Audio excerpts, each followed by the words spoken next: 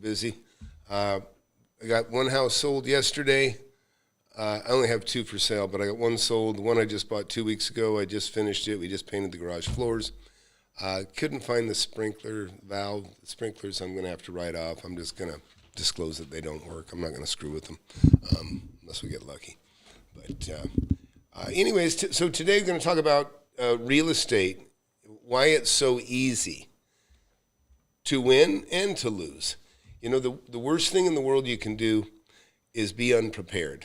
You know, that's why I always teach everybody in my class, look, you got to know value. It's super important. But the reason real estate is easy, and I think it's one of the main reasons it's easy for me, and it's been easy for a lot of people too. I got a lot of new students that have made, you know, over $1 million, many of them. And it's because really when it comes down to it, it's just math. You know, if you understand numbers, and a lot of people don't, even though they're very, very simple, very, very basic, easy to do, it really is, it's just math. You know, you look at what it's worth, what it cost, factor in the interest, factor in insurance, you know, all the costs that, you know, have to, you know, people like to act like it's, you know, a lot of fake gurus get in there and act like, you need a team. You need somebody to, you know, you need somebody to negotiate for you. You need somebody to set up the sale for you. You know, it's like saying you need a team to buy a car. That's what the DMV does, right? Or the Department of Motor Vehicles, they take care of the file transfer. You know, there's so many of the fake gurus. It's Fake Guru Friday. I guess we should be doing some Fake Guru Friday stuff.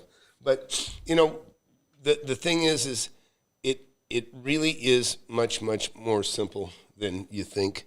And anybody here, you got any fears? You got anything you're worried about? Anybody here not own a piece of property that's watching right now? And also, you can call in, by the way. You can see the live call up above there. You can, or up above here. You know, you can look at that. Oh, hey, bro, how you doing? Carl Bro. His name's Bro. I didn't say bro. His name is Bro. I think I'm pronouncing that. Hey, is that a call I have with you coming up? Because I have somebody with the same last name, actually, is setting up a call to get in the mentorship. So, look, if you guys just got here, I've got a book, Wake Up and Smell the Real Estate. It's been a bestseller on Amazon, Audible, and Kindle. You can see the book there sitting on the old telephone. A lot of this stuff that you see nailed up, this is my backdrop here, are just things that kind of, a lot of my history, right? You've got that, see that private property, keep out? That was on 80 acres. That's the first property that I lost money on. It's like the only property, I lost a tiny bit of money on one other one, but that's like the first one that I lost $100,000, or me and a buddy each lost 50. That was on just before, you know, this is early years. This is in my formative years, right? When I was in my 20s. But that was a hard lesson. Tom McKay, you see my personalized plate. That used to be on a 4-wheel drive that I had. You can see the date on there, 1984. I was 22 years old when I had that 4-wheel drive. Hey, Private Packs, how you doing? So look, we'll talk about real estate. Anything you got, we can talk about. Also, I've got the call number there. But those are my bags. That's an old, over here you see that's, over here. That's my bags, and then a little further is that's a Senko staple gun. That was a big thing when I got my cabinet shop put together. And that neighborhood thing, that's me. You know, I've fought with so many neighborhoods, and, you know, I've made friends and I've made enemies, and it's just all part of it. But that yellow phone, that actually reminds me of when I was a kid and with party lines. And 2 rings, it was ours. 1 ring, it was our neighbor's house. A lot of you probably don't even know about that stuff. And then, of course, regular for sale sign. And, and of course, jiu-jitsu, which, you know, look, some of you know I'm in jiu-jitsu. Everybody that's in my class knows I'm in jiu-jitsu because that's usually when in the classes, when I go on to one of my lessons. I go, you know, and this is actually, I was thinking about this because, you know, I just got my brown belt, and I've been in jiu-jitsu probably 8 years, right? And, you know, you get, I mean, it's you know, it's that camaraderie. And me getting to roll with a lot of black belts is what's able me to probably learn as quickly as I have and be as good as I am. And that's kind of how it is in my class, by the way, in my mentorship, is you get to, you know, you got me, somebody who's a bit of a master, right, with real estate, but then you got a lot of people in my class that are, you know, they're all levels and growing fast, and, you know, it's great when you get a role in, you know, as you know, in jiu-jitsu with people that are better than you that show you the tricks. There's a lot of tricks. But, you know, each one of those belts represents let me think about that. I go 3 times a week for about 2 hours, right? So 6 hours, 50 weeks. That's 300 hours a year. So I put in 2,400 hours to get to that brown belt. And, and I'm decently skilled, but there's a long way to go. A lot of people don't understand, every time you see a belt, there's 4 belts in between. That's why you see those white stripes, right? Each of those belts is a stripe. And, so I got 4 belts more to go before I become a black belt. And then even when you're a black belt, there's many, many more belts after that. After 3, you become a professor. Now, I'm never going to see that. I don't anticipate that happening. I might see a black belt in my lifetime. That I would count on, I guess, because I'm healthy. But I'm never going to be a master, that's for sure. You got to be doing it for 45 years, I think. So, so let's talk about real estate or anything you guys want to talk about. We can. I can go to the whiteboard here, and we can talk a little bit about that too. But somebody, give me a subject to latch on to here. But we'll talk about, first of all, let's just talk about the mistakes you can make, and why I take comfort in the fact that it's just math, and it really is just math. Let me push a button here, and I can get over to this other whiteboard. So.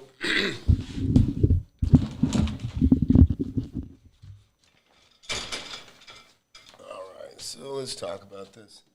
Oh man, what's that? So, you got a house. Doesn't really matter, right? You got a house, and everybody usually generally starts with a house. And so it doesn't matter what the interest rate is, right? I started in 10% interest rates. And the first property I bought, I actually bought, it doesn't really matter, but I bought a building, right? I bought a building. Pretty big building. With Squares building, that's a house. But it's all the same. A lot of people say, I don't want to touch land. Well, when you buy a piece of land, everything you buy, every house, everything you buy is on a piece of land. But there's just a lot of common sense things that you got to think about when it comes to, buying. And it really is common sense, right? Don't pay more than something's worth. And then the opportunities are obvious. If you've ever looked for a car, and this is one of the main examples I like to use, if you've ever gone looking for a car, right? We've all bought a used car at some point in time when we couldn't afford to buy a new one, like when we were young. And so you kind of decide, well, I kind of want this car, this pickup. For me, it was pickups because I was in construction. But you decide, all right, I want something about this year, and whatever, long bed, short bed, or whatever the details are, and you got a range of years, like let's say you're whatever, maybe you want something no more than 10 years old, and maybe as recent as 7 years old, and then you kind of look at that model car, and then you look at that year range, and then miles, right? You don't want something with 100,000 miles or 200,000 miles in some cases. So you decide on what you're comfortable with mileage-wise, and then you start figuring out what works for you. And then after you start looking at cars within that year range and the mile range that you decide, you'll start to get kind of an understanding of what value is, right? So you're looking and looking and looking, and then pretty soon you realize, okay, looks like I'm going to spend say $12,000 to $15,000 on a used car, and you're looking and looking, and then all of a sudden a car comes up that's within that range that you decided, and you can get it for $8,000, $8,000. Little old lady, husband died, she's selling the car. You go, I'll take it. And now you just saved yourself, $7,000 by buying that car. That's what this is. It's no different. And so, and I tell people, when you take that amount of time to go look for a car, you could keep looking for that same car all year. And then every time you find one that you can get for half that amount, you could go buy it. And you could make money just on concentrating on that one particular car. And so that's kind of what we do with houses. So the first houses that I bought, the first building I bought, I got owner carried, right? I was 19. I was fortunate. I got owner financing. I got a long escrow that gave me time to get the payment up. I really didn't even have a down payment, but I got 6 months to come up with a down payment. So again, it's just math, right? And this is what I want to get back to. It's all about math, okay? So in my situation, the first property that I bought, the interest rates were 10%. That's what I paid on my first property. But I was just looking at what's the payment going to be on my building. Well, I offered $110,000, $10,000 down. I was going to move in. I got 6 months rent free, because in other words, they're going to let me stay in the place until closing. So I had access to the property. So in my mind, it was just math. I go, okay, I'll stay here for 6 months. I'll save the rent that I don't have to pay to another landlord. And so I knew I'd have 10 grand in 6 months. Worst case, if I didn't like the building, I figured, hey, I'll walk, and that 10 grand I'll put in my pocket. And so those are the kinds of hedges. You want to think about a hedge, how to get out of certain things if things aren't working as well. So don't be discouraged by what you think are high interest rates right now, because the bottom line is you're going to factor in your payment, whatever your payment is, okay, whatever it is. It's got to be what? You got your payment on the house, you got, insurance, and you got tax. So these all have a dollar value, every one of them. And so all you got to do, it's that simple. You just got to add these amounts up, and then you'll know what your payment is. Then what? Then what are you going to look at? You're going to look at what it rents for, right? And that's a dollar value.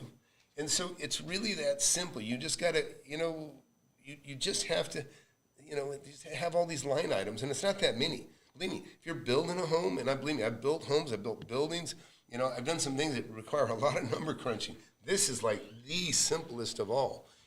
All you're doing is simply, it's just basic math. And so what people do, that they have low standards. This is probably the worst thing that you can do, is have low standards of profit, right? So when you want to make a profit, you've got to set a high bar. In other words, you want to make a 40% delta, right?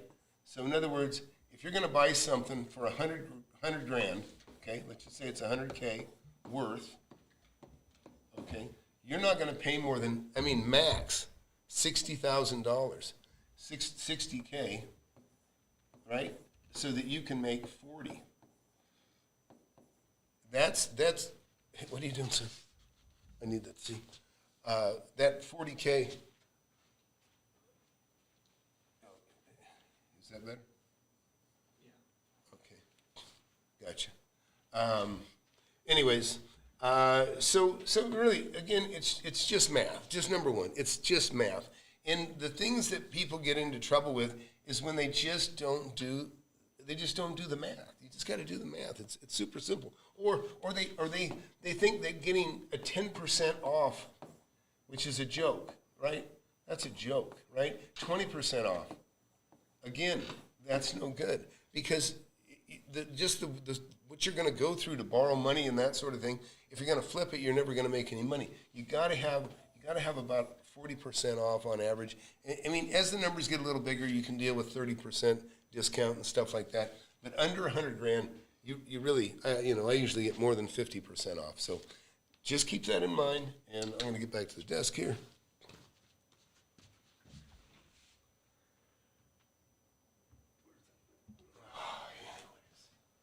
So, hey, Carl, I wish I wouldn't have wanted so much time chasing tail. Yeah. Well, you know what? Guess what, Carl? That's so it's funny. So Carl made a comment that I can actually kind of relate to a degree, although I was actually pretty disciplined. I used to have a thing called Mowaka. I actually stole it from a friend of mine. MOWOCA. The MO was money, the WO was women, and the CA was cars. Money, women, and cars. And he cared more about cars. I really could care less about cars. Even now, I have some decent cars, but they're not that important to me. But in fact, I'll show you guys some of my new cars, by the way. Some stuff that I'm doing if you want to check it out. But so here's okay, there's Fod Malik. Why would someone sell? I'm glad you asked him. Malik. Why would someone sell for 50% off? Well, I tell you what. Why would somebody sell for 80% off? 80% off. Why would somebody sell for 75% off, 90% off. I've had deals like that, but I'll talk to you about those deals. So this one, I just got back from vacation, and property came up across the street for sale while I was gone, while I was on vacation. Called on the property immediately, only to find out it was already sold. The time I was gone, the 10 days vacation I took, property went up for sale, was sold. And I got the agent, I told the agent, I said, hey, what's the deal? I want to make an offer. And I said, well, tell her not to take it. I said, I'll give you $50,000 more. And he says, nah. He goes, we're not going to take any offers. I said, okay, we're done. I walked straight across the street, knocked on the door, and said to the lady, I said, hey, I'm sorry, I should have introduced myself I should have introduced myself months ago. Sorry for the audio. I should have introduced, okay, thanks, buddy. Yeah, I should have introduced myself months ago. This is what I told my neighbor, because while I was on vacation, she put her house on the market. And I pull up, house was not only for sale, it was already been sold. And so I run over there because the agent wasn't cooperating with me. Of course, I was trying to, steal the deal away from somebody else. And hey, Russ bought a property for 90% off as well. So I go over there and I said, hey, I knocked on the door. She answered and I said, man, I'm sorry, I should have got to talk to you before. I said, I know you got this place sold for $175,000. I said, I really want it. I'll give you $50,000 more, I'll give you $225,000. And this property's worth $500,000. And she looked at me and she burst into tears and just goes, my husband left me. And at first she burst into tears and I was like, well, this could be good or bad. I'm not sure. I was kind of shocked. And then she just goes, my husband left me and I just want to get out of this place. She didn't care about the money. So there's your answer right there, Fod. People don't care. It's not always about money. There's also, there's a lot of things. There's a guy that bought a property for $160,000 that was worth $5.8 million. Somebody that I knew in town where in Lancaster, California, you got 160 acres for $160,000. The people that sold it, they didn't do their due diligence. They hired a Century 21 agent that didn't know anything, really, hardly knew anything. New agent, didn't know much. And he was the only one that showed up at the sale. And the people that were selling it, their dad had passed. And they said, well, what do you give us? And the 160 acres goes, how about 160,000? Or maybe they came up with a number. I don't even know how they came up with a number, but it sounds like they came up with $1,000 an acre. And the kids that came out and sold this property, they were from Oklahoma, where property was $100 an acre. So they thought, woo-wee, that's a good deal. And they didn't do their due diligence. And so this guy had some sleepless nights, of course, because he knew he hit the lottery. And anyhow, transaction closed. He sold half of the property for $2.8 million. He sold the other half for like $3 million. And and then I never saw him again. He didn't need to work construction anymore. And that stuff happens, and more often than you might know. Russ, tell us about your property. Russ is actually in the class, and Russ got in the class because he wanted to learn from me about commercial real estate. And in a very short time, he's actually learned a bunch. He owns several commercial properties now, and he's made a couple $1 million minimum, a little more than that probably, just in equity on the ones that he does have. So you never know. And we have somebody in our class, by the way, on that same thing, Fod. Where is it? Let me go in here. Anyways, but you'll learn all kinds of stuff if you get in the class. But number one, get the book. If nothing else, get the book. You see over my head there. Let's see.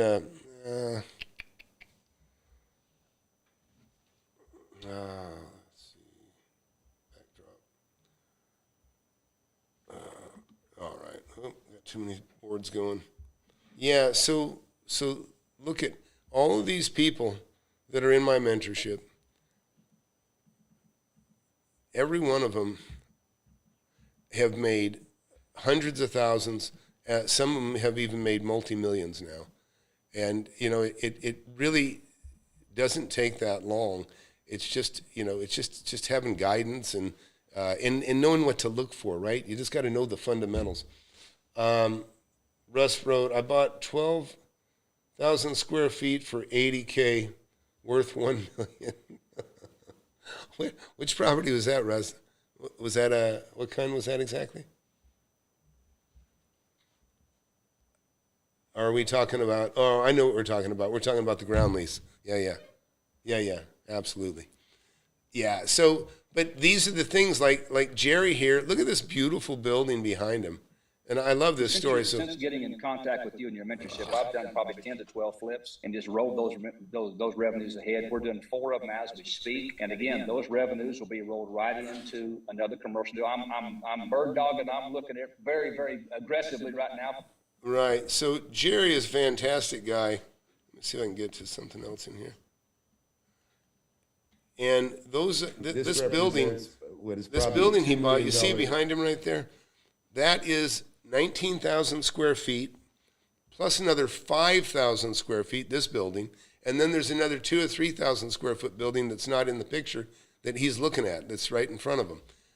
This is like $3.5 million worth of property, and he got it for $975,000. He could retire just on this building alone. Fantastic, just a fantastic deal he made. And again, this was a situation that you'll learn about if you get in the class. This is where people often, you can find deals far below market value, and some of them actually hit the market, and it's just about being there first sometimes. But it's out there, guaranteed. It's out there. And what's kind of cool is, when I first started teaching people kind of my fundamentals and how I've made my success, but these guys have proven the concept. The proof of concept is there, and it's done over and over and over again. All these people you see on my right, I'm scrolling through, and I'll tell you, one of the things they all have in common is right here. I want you to see right here. Do you see the image here? The reason I show you this is these are the texts that are going between me and my students on the deals as they find them, as they negotiate them. Is there any problems? What about this? What about that? And so having somebody that you can contact, regularly, or just as soon as you need help. I mean, it's a lifeline, right? You guys, it's like the games when you can call on a lifeline, and call somebody that knows a little bit more about a subject than you do to get the answer, right? What was it, Slumdog Millionaire, right?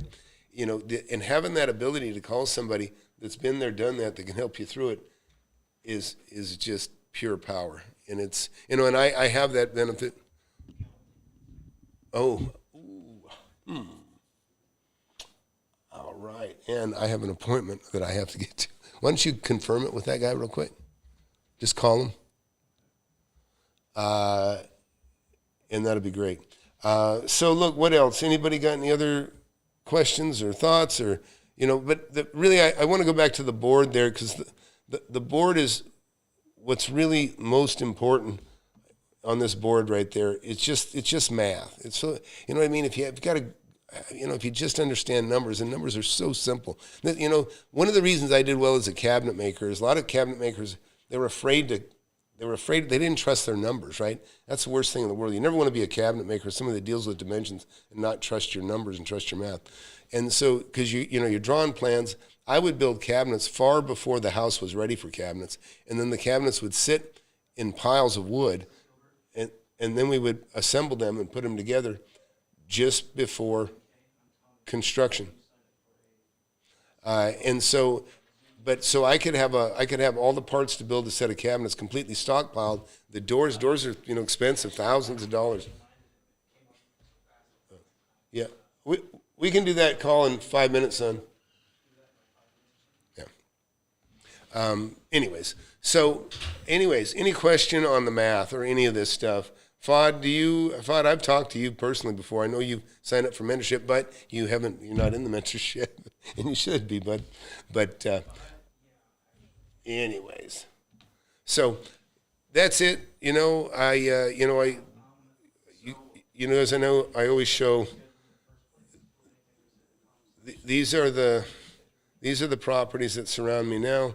Ones I've acquired over the last 30 years. Some of them I don't own, but these are the kinds of properties. And there's just, like I say, there's all kinds of deals, things that come up. Who'd have thought that I'd buy? And I'll just show you a couple things here. This is a building I bought for $240,000, and all the properties around it sold for 3 or 4 times that per foot. And I made $1.5 million just on this one building. And this little industrial building, well located. There's freeway here. And then a rock's throw from that was what first properties I bought in Austin, actually. These 3 apartment buildings right here. You know, I made almost $2 million between these 3 buildings. I think there's stuff available on Yeah. But anyways, oh, hey, Dave, good to see you in here. David Porter. Hey, Tom, I got my real estate license and $200K saved, wow, since I took the class. I'm having a hard time finding my first deal. Well, you need to get back in class, bud. I haven't seen you in the class for a long time. So, yeah, you got a mentorship meeting tomorrow. Jump in the meeting tomorrow, David. which I can even just get you in contact with him, and then we all would have a text, and then it would be easy from there. It's a lot easier. Hey, Ryan.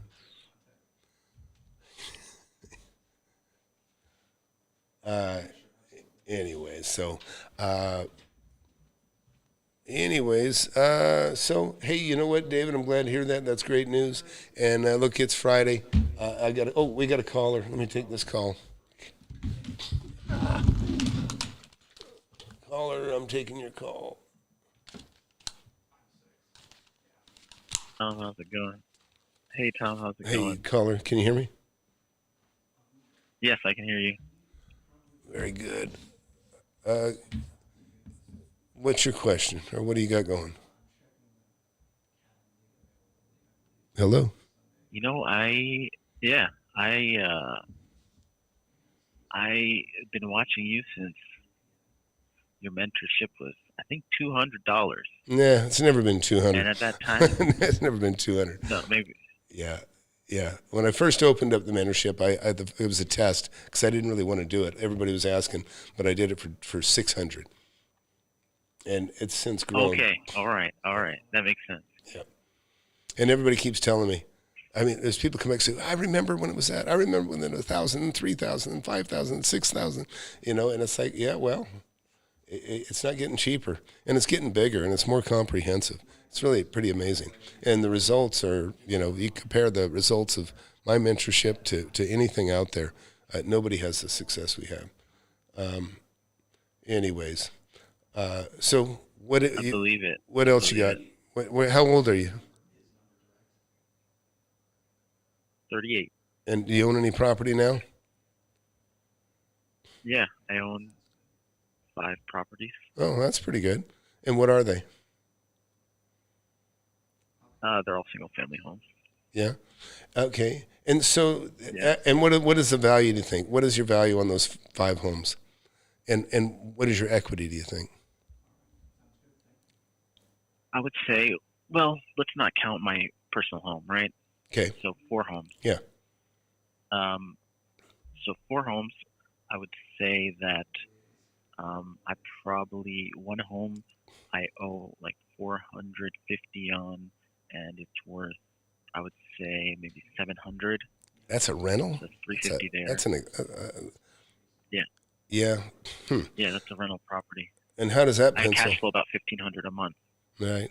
$1,500 a month. So rent is 39. The mortgage is 23. Rent is 3,900. 2.8% interest rate. I see. Then I have that's next to university. Then I have another home that I owe $360K on. It's probably worth $600. So that's another $250. And I get rents in about 45. I also cash flow about $1,500 a month on that one too. Okay. And then I have, just following the math that you got there. Yeah, go ahead. Yeah. Yeah. And are they all in your name, or do you have them in a separate entity? They're all the loans are in my name. I run the income through LLC. Yeah. Through like a partnership tax return. Okay. But are they in the same LLC right now? Yeah. I didn't do anything formal to put. No, actually, I didn't do anything. No, they're in my name. The titles are in my name. Oh, then what's the LLC for? The LLC is, I do a partnership tax return for that LLC, and I run all the rental income through there and the expenses. Well, it would if the LLC owned the property. Yeah, I guess I haven't done that, so I don't know if that's probably, I don't know if that's legal Well, or it's not, but not I it's have not a big partnership deal tax either return. way. Yeah, you know what? You should schedule a call with me because there's something you should really do. I won't get into it here, but a lot of people come to me that want to transition from residential to commercial, and you're in a position because you're not making near the return on that money that you have. The equity you have, if it's as good as you suspect or described, you should be doing something way better, way different.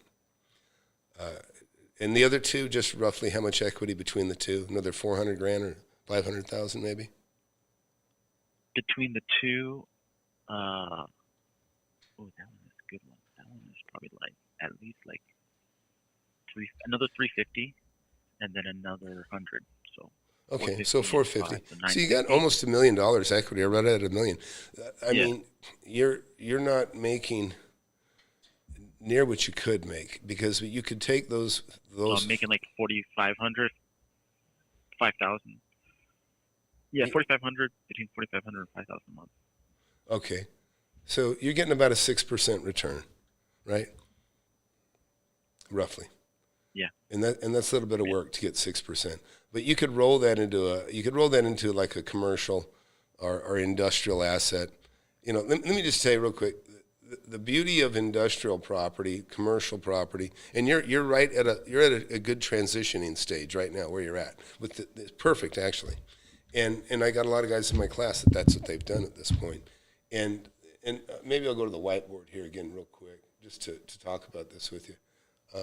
See if I can get over there with this headgear here. 1 second. It's close. Let's see. Let's see, real quick.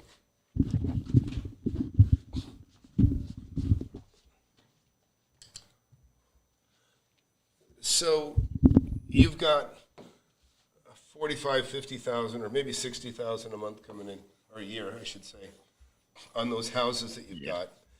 You've got 4 yards to take care of. You've got, you've got the potential if somebody does damage something or something floods. You know, you've got some, real stuff to take care of that can be expensive. They can wipe your profit out, to be honest. You could wipe out all that 60 grand like that, you know. I mean, like air conditioner's $9 grand. If you had 4 of them go out, that's, 36,000 in 1 year. But, so you're at a point where, and I started with industrial property. First property I bought was industrial. Then I started flipping homes, and I still flip homes all the time. But here's the beauty. Just look at it this way.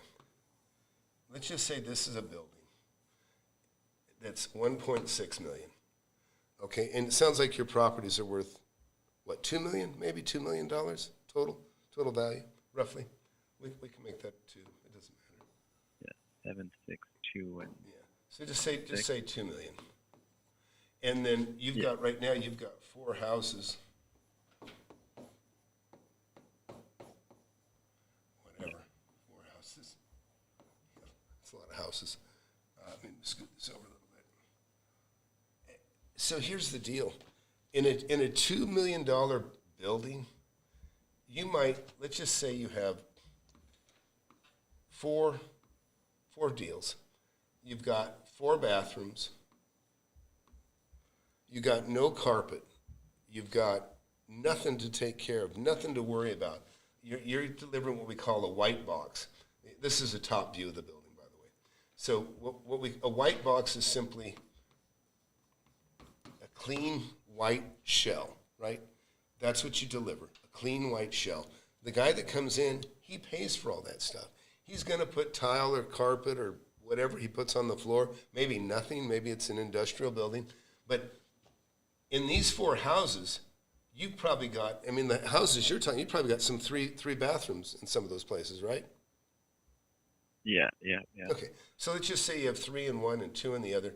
So now you have 6, you have 10 bathrooms. Okay, you have 4 air conditioners.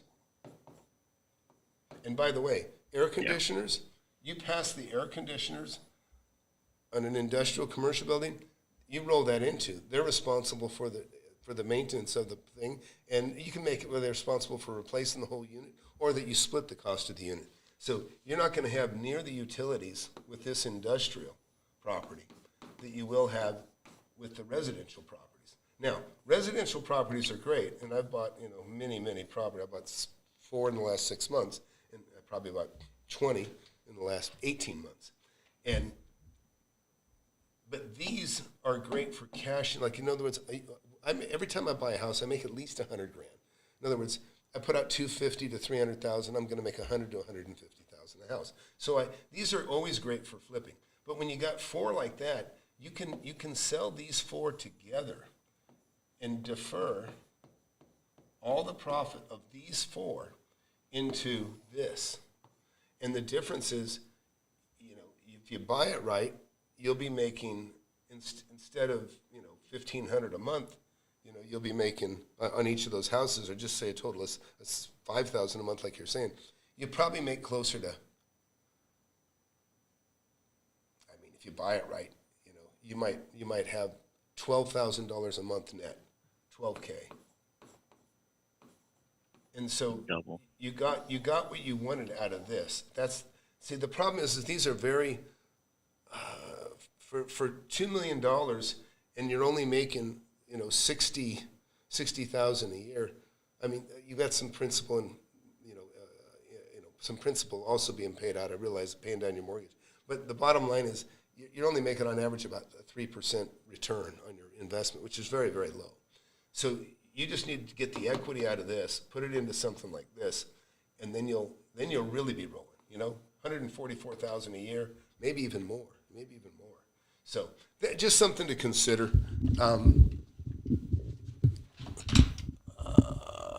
Where's that whiteboard? Sorry, guys. I'm getting used to my controls here. It's just something. In fact, I'll show you almost the exact situation. If you follow me on the computer here, guys, I'll show you. Like, here's a neighborhood. I bought a bunch of houses in this neighborhood, right? I bought everywhere you see blue dot, I bought, okay? These are houses in here, houses here, these are houses. In this case, I sold this house right here, Arabian Trail, and then I sold these 2 houses here, 5703 and 11601 Belle Isle. I sold those 3 for like $1.8 million. I paid $400,000, so I made $1.4 million on those. I held them for about 10 years, actually. But I held them together because I was waiting for the opportunity when I could roll them into something better. And then when I found what I wanted, I went and bought this building right here for $1.6 million. And then I did what's called a reverse 1031. And what that allowed me to do is I bought this building first, and then I sold those 4 properties, and I rolled those assets, those profits, into the purchase of this. I basically kind of bought it from myself through a 1031. If you don't know what that is, you can have a call with me and I'll explain it to you. But that's what you can do. And I went from making about $4,000 a month, or not even less than $4,000 a month, from $4,000 a month to, $12,000 net a month. And that's the thing you can do. I've got multiple buildings.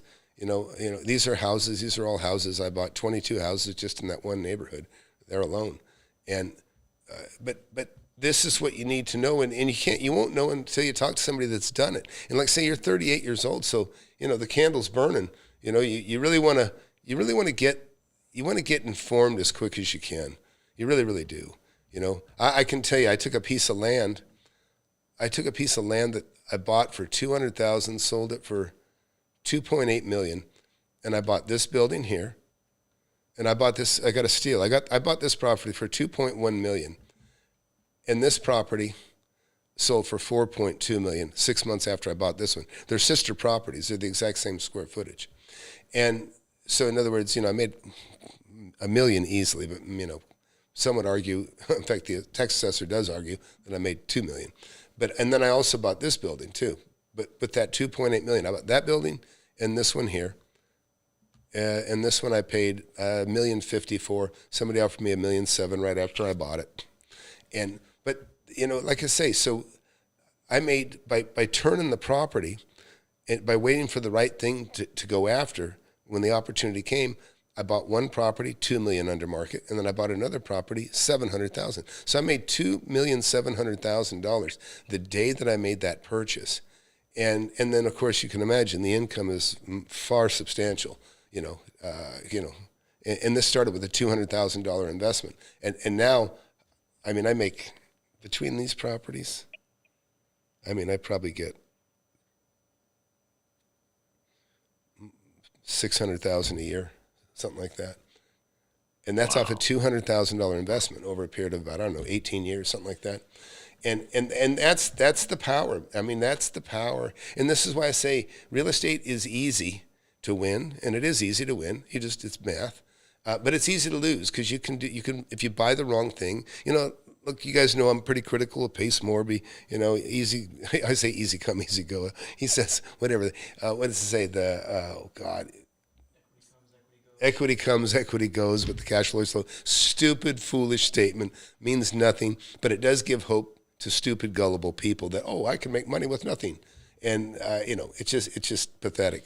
But, and so that's the worst part. I really, it destroys a person's soul when a person goes in and trusts the wrong person, and then they throw in, and then they take advice from somebody that they trusted, or maybe they're trusting, like they don't realize it, but they're trusting somebody's mom that's never bought a piece of real estate, that's just active and energetic to be a part of the group, and now she's advising people because by what the book tells her, not from experience. Worst thing in the world, total recipe for disaster.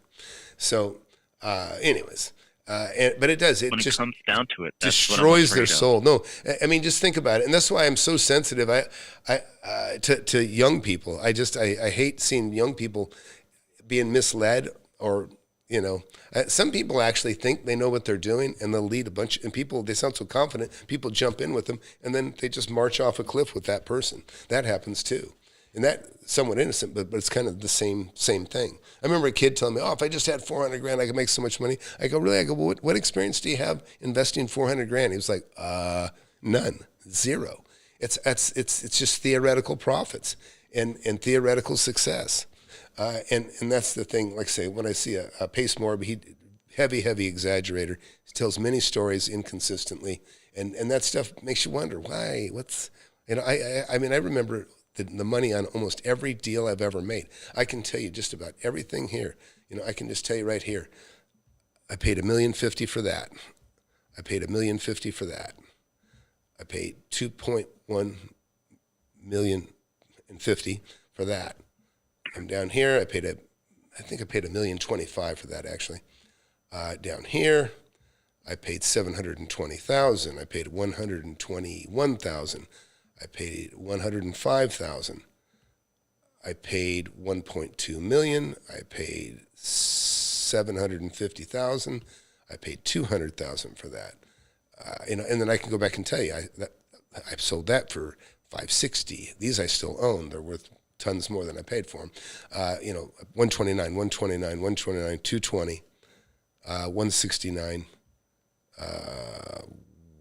$169,000, $219,000. Sold it for $650,000.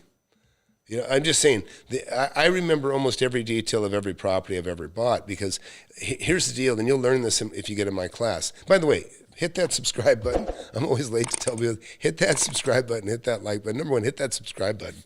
And go to flipanythingusa.com. You don't want to miss out on my channel.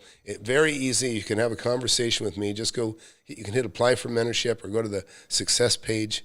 And my success page is really filled with success. Just go through here, and you can fill out that little form you see there, and look at all these people that have made money. And these are just regular folks. You can listen to their stories. They're real. And there's nobody saying, I'm excited, I know I'm going to do well. No, these are people that are talking about after the fact, after they have done well.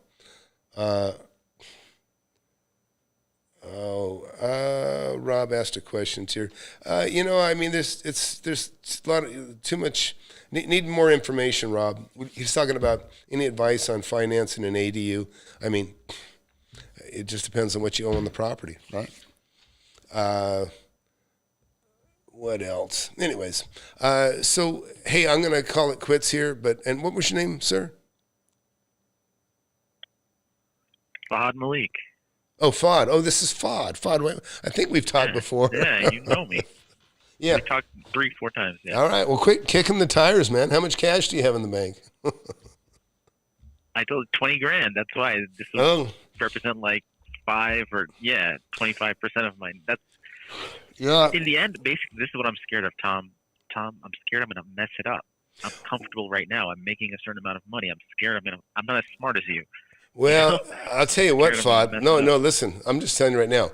For a guy that has almost $2 million worth of property, you only have 20 grand in the bank. You're doing something wrong. I'm just telling you right now. You're doing some things that are right, but you're doing some things that are wrong. But and so, like I say, 20 grand. I almost don't even let anybody in the class that has only 20 grand. Now I can give you a break for having some other assets that aren't liquid, but I don't. People tell me they have 20 grand. I'm like, it just depends on their situation. Because, like in your situation, in all honesty, I don't think you know what to do with. You spend whatever. Let's say you spend $7 grand of that with me. Well, you've got 13,000 left to do something with. And I had another guy that he just I don't even want to see him or talk to him again. He's a nice guy, but. He's got $45,000, $50,000, scared to death to do anything. And every time I hear him talk, he's talking about all the stupidest shit there is. And I know he's going to do something stupid with his money. I know he is. And so I told him, I said, dude, spend a little piece of that 40 grand on getting the knowledge so you know what to do with the other, 30. And otherwise, he's doomed. And that's the problem, people want to hold on. And look, people, especially somebody 50, 60 years old, they really don't want to stick their neck out because they're like, I got 100 or 200 or 300 I can live on, or I got that, but they're afraid. And I get it. But that's why you got to have a mentor. That's why you particularly, and not just you, but other people could use a mentor, because I can tell you, I've already told you right now that you need to roll those assets into something better. But, it is what it is. But anyways, FOD, I appreciate you calling in, and set up a call, and, I'll talk to you again, and maybe, okay. maybe mentorship is for you. Maybe you're not quite right for it yet. But anyways, I'm glad you're doing the right thing. You're doing your due diligence. You're figuring out what to do. So I appreciate you sharing with everybody else too. All right. Thank you. All right. Thanks a lot. All right. Hey, so everybody, I'm going to wrap it up. I'm going to go here. I got another call I got to get to. But, hey, please hit that subscribe button and, and fill out this. Go to the mentorship and just go to the success page, any of these. All I need is to get your email in any one of these forms that I have, and then you'll be able to schedule a call with me. We can have it do a Zoom, private Zoom. I don't care. I just hate for anybody to fall into the grips of a fake guru. I don't, as you can tell, I don't really care much about money. I turn people down all the time that have enough money to get in the class, but I don't think they will quite do the right thing. In FOD's case that I just talked to, I'm thinking, dude, the amount of property you have, you need $50,000, $60,000 sitting in the bank all the time just to cover emergencies, like something breaking on the other $2 million worth of real estate that you have. You got to have some rainy day money. So anyways, that's it. Look forward to seeing you guys next week or sometime, or you guys can always know how to get a hold of me. See ya. And listen, time is on a mission to eliminate all the snake oil and the fake gurus that fake y'all. He'll show you how to build an empire, starting with nothing but a desire. All you really need is a good mentor, not a used car bullshit. With time, you'll learn to crush it. Investing like Warren Buffett. With real estate, you cannot procrastinate. Everyone who hesitates is left at the starting gate. Hey, yo, so don't delay and join today. The mentorship and flip anything. USA, go.